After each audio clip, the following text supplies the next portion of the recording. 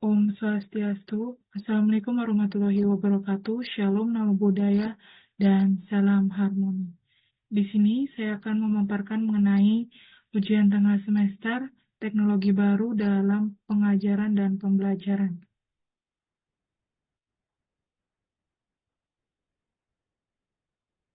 Izinkan saya memperkenalkan diri. Nama saya Wika Yosepa dengan NIM 22140911015 dari Program Studi Pendidikan Sosiologi kelas 20 dengan nomor absen 14. Adapun topik pembahasan yang akan kita bahas dalam ujian tengah semester ini, yang pertama adalah pandemi COVID-19 telah mempercepat penggunaan perangkat teknologi digital dalam proses pendidikan. Menurut Anda, bagaimana dampak teknologi baru terhadap sekolah, belajar, dan pembelajaran? Yang kedua, terdapat teknologi telah membawa perubahan mendasar dalam dunia kerja. Coba Anda jelaskan dan bagaimana cara Anda untuk mempersiapkan diri menghadapi perubahan tersebut. Yang ketiga, yaitu menghadapi tantangan kehidupan di abad 21 diperlukan keterampilan skill yang penting. Anda memiliki, jelaskan keterampilan apa saja dan bagaimana usaha Anda untuk menguasai keterampilan skill tersebut. Yang keempat adalah proses adopsi terhadap teknologi yang diperlukan. Ini adanya tahapan. Coba Anda jelaskan tahapan adopsi dan penggunaan TIK. Dan menurut Anda, apakah tahapan proses adopsi teknologi di Indonesia sudah tepat? Yang kelima, menurut Anda bagaimana proses pembelajaran yang tepat diselenggarakan di sekolah pada era digital saat ini? Dan bagaimana pula cara untuk melakukan penilaian terhadap proses pembelajaran yang berlangsung? Dan yang pertama, saya akan menjelaskan mengenai pandemi COVID-19 yang telah mempercepat penggunaan perangkat teknologi digital dalam proses pendidikan. Menurut Anda bagaimana dampak teknologi baru terhadap sekolah, belajar, dan pembelajaran? Jadi di sini saya bagi menjadi dua. Yang pertama ada dampak positif dan juga dampak negatif. Dan untuk dampak positif yang pertama adalah akses pendidikan yang menjadi lebih luas. Jadi mengapa demikian? Karena penguasaan terhadap teknologi digital ini dapat mengakses materi pembelajaran tanpa batas geografis, sehingga siswa dapat belajar di mana saja, kapan saja selama akses internet, atau bisa mendownload buku pembelajaran terlebih dahulu, setelah itu bisa diakses secara offline. Dan proses pembelajaran dapat dilakukan juga di mana saja dengan berbagai platform pembelajaran, contohnya seperti Google Classroom, Zoom, dan lainnya, yang memungkinkan guru untuk mengajar jarak jauh dan memberikan materi secara digital atau secara daring. Yang kedua ada pembelajaran yang lebih fleksibel. Jadi dengan hadirnya teknologi ini, siswa dapat belajar sesuai dengan waktu luang atau waktu yang pas bagi mereka untuk belajar. Jadi mereka dapat menentukan sendiri, seperti halnya video pembelajaran dan materi online bisa diakses kapan saja, sehingga siswa bisa mengulang pembelajaran atau mengulang materi yang mungkin terlewat di kelas. Hal ini meningkatkan kemandirian siswa dalam belajar. Dan yang ketiga adalah pengembangan keterampilan teknologi. Jadi dalam lingkungan belajar sekarang berbasis digital, sehingga memaksakan siswa ataupun guru untuk terbiasa dengan berbagai perangkat dan aplikasi teknologi. Hal ini dapat membantu siswa dalam mengembangkan keterampilan digital seperti perangkat lunak, contohnya Microsoft Office, Word, Excel, ataupun Google Page, yaitu Google Dokumen, Sheets untuk menyelesaikan tugas, dan juga dengan bantuan AI juga, karena di zaman sekarang sangat membantu siswa dan juga guru dalam mengerjakan suatu tugas, dan juga komunikasi virtual juga membantu siswa dan juga guru seperti Zoom ataupun hal lainnya. Dan juga contohnya dalam penelitian yang dilakukan oleh Nur Hidayah dengan judul penelitian pemanfaatan teknologi digital dalam pembelajaran matematika pada masa transisi pasca pandemi COVID-19, di sini sudah saya paparkan bahwa dalam penelitiannya tersebut menjelaskan mengenai dampak teknologi terhadap pendidikan setelah COVID-19. Jadi dalam jurnal ini menjelaskan bahwa akibat COVID-19, guru dan siswa dapat merasakan manfaat dari kehadiran teknologi digital ini sebagai pendukung pembelajaran karena hadirnya berbagai software ataupun platform diciptakan sebagai upaya mengatasi masalah pembelajaran yang sangat membantu guru dan juga siswa. Dan berikutnya ada dampak negatif. Yang pertama adalah ketergantungan pada teknologi. Jadi ketergantungan pada teknologi ini bisa membuat siswa kurang memiliki keterampilan dasar berpikir kritis karena sekarang jawaban semua serba dicari melalui AI atau kecerdasan buatan. Dan juga keterampilan menulis tangan, berhitung manual, atau bahkan berbicara langsung itu juga berkurang karena ketika terlalu banyak mengandalkan perangkat digital maupun interaksi sosial dan keterampilan komunikasi tatap muka juga dapat terpengaruh karena hadirnya teknologi nih. Karena dengan hadirnya teknologi ini, maka interaksi sosial juga semakin berkurang karena mereka lebih cenderung kepada teknologi digital sekarang. Yang kedua adalah kelelahan digital, yaitu digital fatigue, yaitu terlalu lama menghadap layar menyebabkan kelelahan digital yang dapat berdampak pada kesehatan mata dan juga postur tubuh siswa.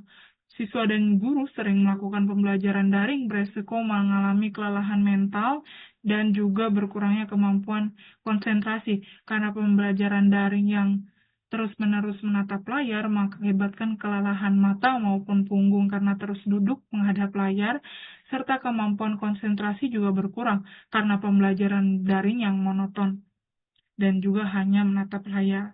Yang ketiga adalah risiko keamanan dan privasi. Jadi penggunaan teknologi dalam pembelajaran juga mengakibatkan risiko terhadap keamanan dan privasi. Data pribadi siswa juga dapat disalahgunakan jika platform pembelajaran tidak memiliki sistem keamanan yang baik. Selain itu, pembelajaran daring juga berpotensi menghadirkan ancaman dari luar seperti perundungan online atau cyberbullying atau penipuan digital. Contohnya seperti dalam sosial media atau platform pembelajaran, ada salah satu siswa yang memojokkan siswa lain karena mungkin salah satu hal atau masalah tertentu. Dan juga penipuan digital biasanya terjadi bila kita menginginkan suatu barang yang sangat-sangat kita inginkan, kita di DM, kita disuruh membayar, dan kita percaya begitu saja. Itu merupakan salah satu dampak negatifnya. Dan yang berikutnya mengenai teknologi juga telah membawa perubahan mendasar dalam dunia kerja. Coba Anda jelaskan perubahan apa saja yang terjadi dalam dunia kerja dan bagaimana cara Anda untuk mempersiapkan diri menghadapi perubahan tersebut. Dan yang pertama adalah membawa perubahan. Yang pertama, pekerjaan jarak jauh, yaitu remote work atau home work. Jadi, di mana teknologi komunikasi seperti Zoom, Microsoft Teams, Slack, Asana, dan Trello ini dapat memungkinkan banyak pekerjaan dilakukan dari jarak jauh. Banyak perusahaan kini menerapkan sistem kerja hybrid di mana karyawan bekerja sebagian waktu di kantor dan sebagian waktu di rumah.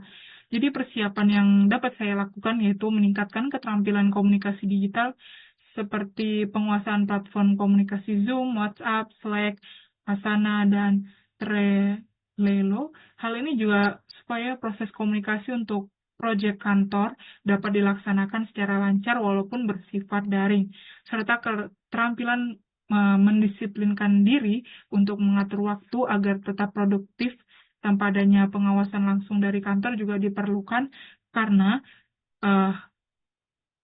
pekerjaan sekarang berbasis homework, jadi kita harus bisa mengatur diri sendiri. Dan yang kedua adalah otomatisasi dan artificial intelligence atau AI. Jadi banyak pekerjaan rutin dan administrasi yang kini sudah dapat diotomatisasikan menggunakan perangkat lunak atau teknologi AI. Sebagai contoh, tugas seperti entry data atau pemeriksaan keuangan sederhana dapat dilakukan oleh sistem otomatis, mengurangi kebutuhan untuk peran-peran administrasi. Jadi persiapan yang saya lakukan dapat memperdalam bidang yang kita kuasai dan tidak dapat digantikan oleh teknologi AI ataupun robot. Seperti skill berkomunikasi dari hati ke hati, seperti contohnya profesi guru yang memerlukan skill komunikasi, memimpin, berempati, ataupun HRD yang memerlukan skill komunikasi dan menilai seseorang. Contoh lainnya juga memperluas keterampilan kreatif dan kritis juga menjadi nilai tambah karena pekerjaan tidak mudah diotomatisasikan oleh teknologi seperti desain grafis, seni visual, penulis kreatif, dan pengembangan strategi bisnis, dan lain sebagainya. Dan yang ketiga ada keterampilan digital, yang mana banyak perusahaan juga menganggap kemampuan penggunaan perangkaya digital menjadi standar kemampuan, bukan lagi keterampilan tambahan seperti halnya keterampilan dalam perangkat lunak seperti Microsoft Office, Google Workspace, atau perangkat analisis data seperti Excel, dan itu sangat dihargai di beberapa perusahaan. Jadi persiapan yang dapat saya lakukan yaitu mengasah keterampilan digital dasar dan lanjutan dengan cara mengikuti kursus online serta mendapatkan sertifikasi keterampilan digital sehingga bisa mudah beradaptasi dengan berbagai jenis pekerjaan menggunakan teknologi. Dan yang keempat ada peningkatan peminatan soft skill. Jadi dengan adanya otomatisasi seperti mesin AI ataupun robot dalam suatu pekerjaan kantor, maka keterampilan teknis saja tidak cukup. Jadi keterampilan kreativitas, pemecahan masalah, empati, dan komunikasi interpersonal juga semakin penting, terutama karena pekerjaan dengan keterampilan sosial yang tinggi tidak mudah digantikan oleh mesin. Jadi persiapan kita dapat mengembangkan soft skill melalui pengalaman seperti bergabung dalam kegiatan organisasi, atau menjadi ketua organisasi, atau mencoba menjadi MC di suatu event di kampus, ataupun mengambil peran utama dalam proyek kelompok. Yang sudah saya lakukan juga sudah pernah menjadi MC, walaupun itu waktu dulu SMK, dan juga menjadi ketua organisasi juga sudah pernah. Jadi hal ini membantu melatih kita dalam kemampuan komunikasi dan pemecahan masalah dan adaptasi yang menjadi semakin krusial di dunia kerja era modern ini. Dan yang berikutnya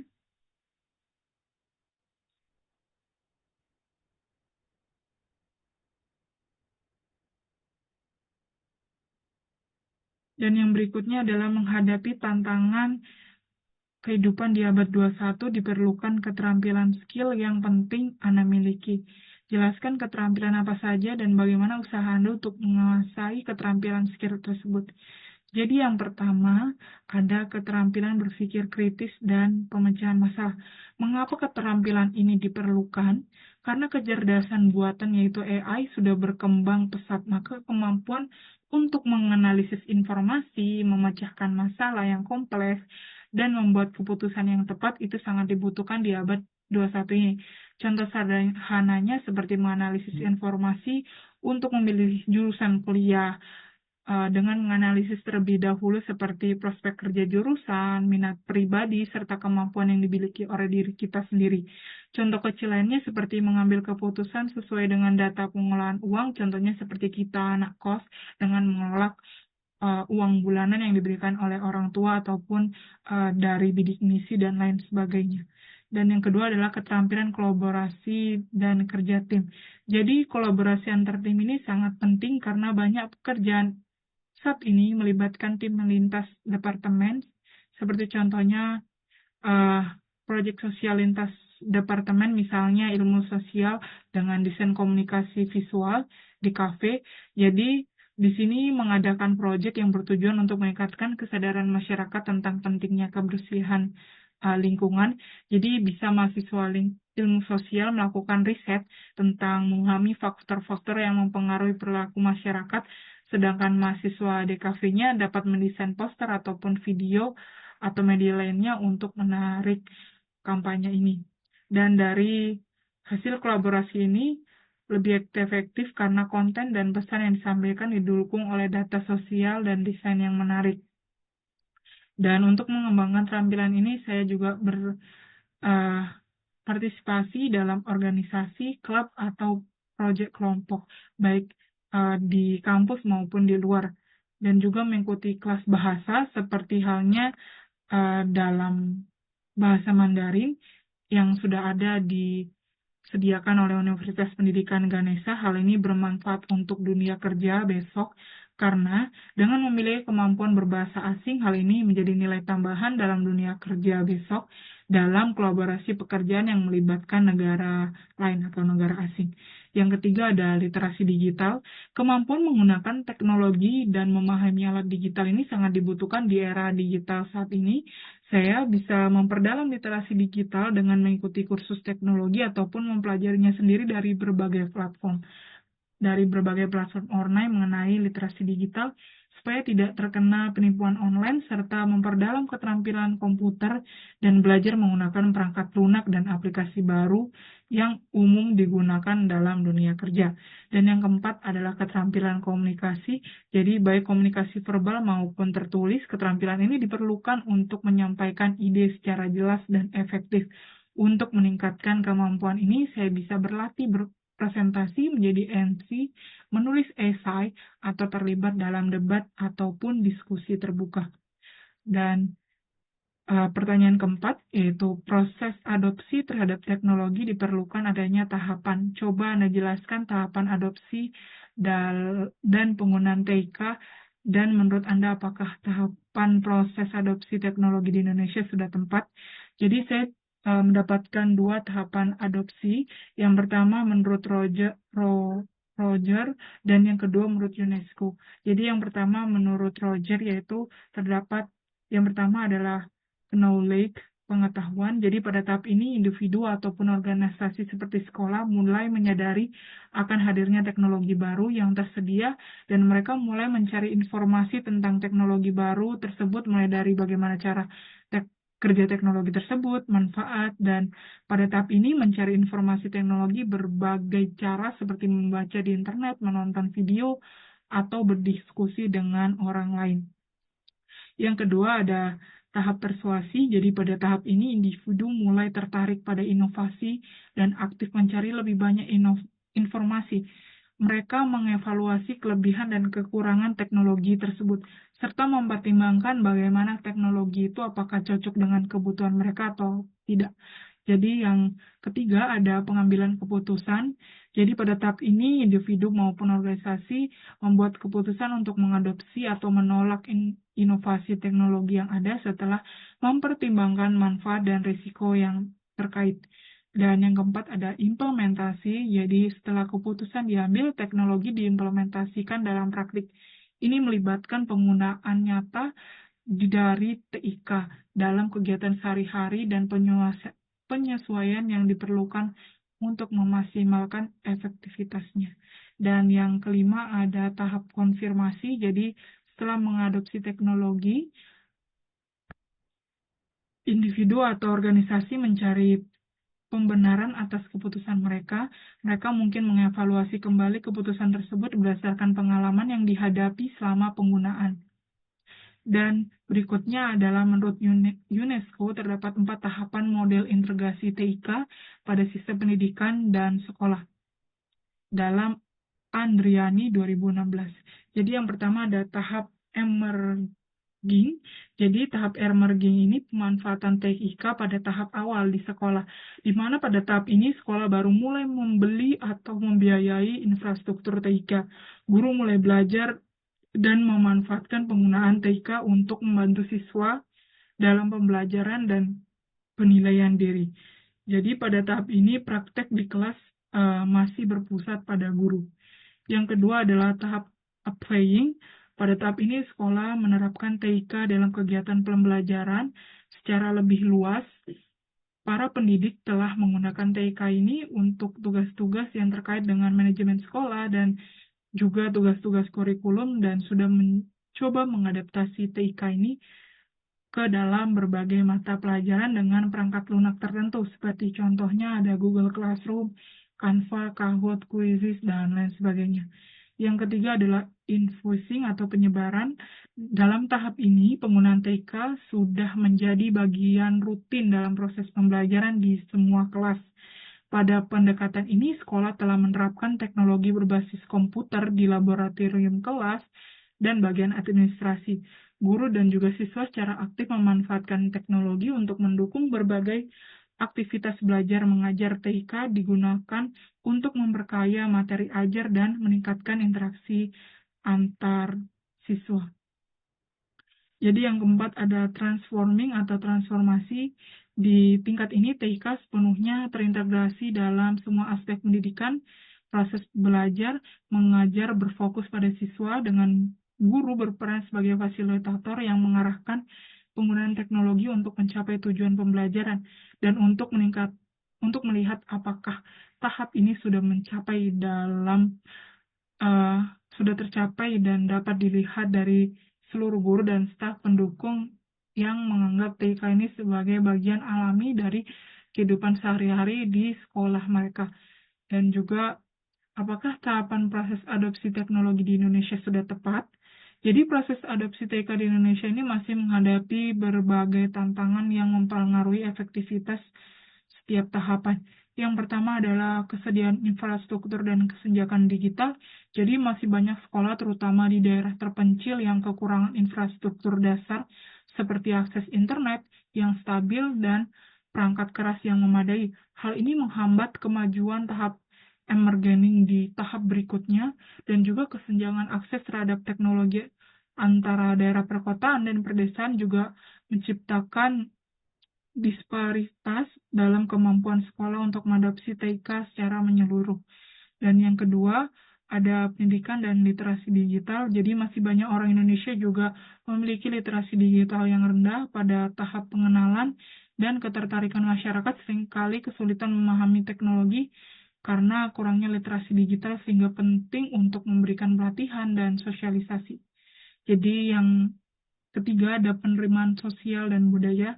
Jadi faktor budaya dan kebiasaan juga mempengaruhi proses adopsi. Misalnya sebagian masyarakat lebih percaya pada metode pembayaran tunai atau pembelajaran langsung di kelas daripada digital. Sosialisasi dan pembuktian manfaat teknologi perlu dilakukan agar masyarakat dapat menerima dan menggunakan teknologi baru.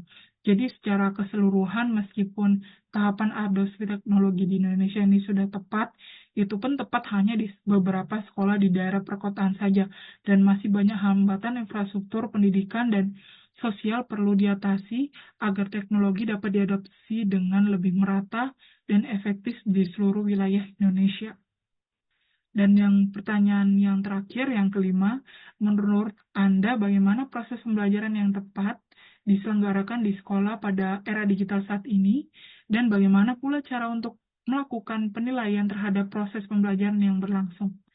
Jadi proses pembelajaran yang tepat di era digital ini yang pertama adalah pembelajaran campuran atau blend learning. Jadi pembelajaran menggabungkan antara metode tatap muka dan juga daring, yaitu online.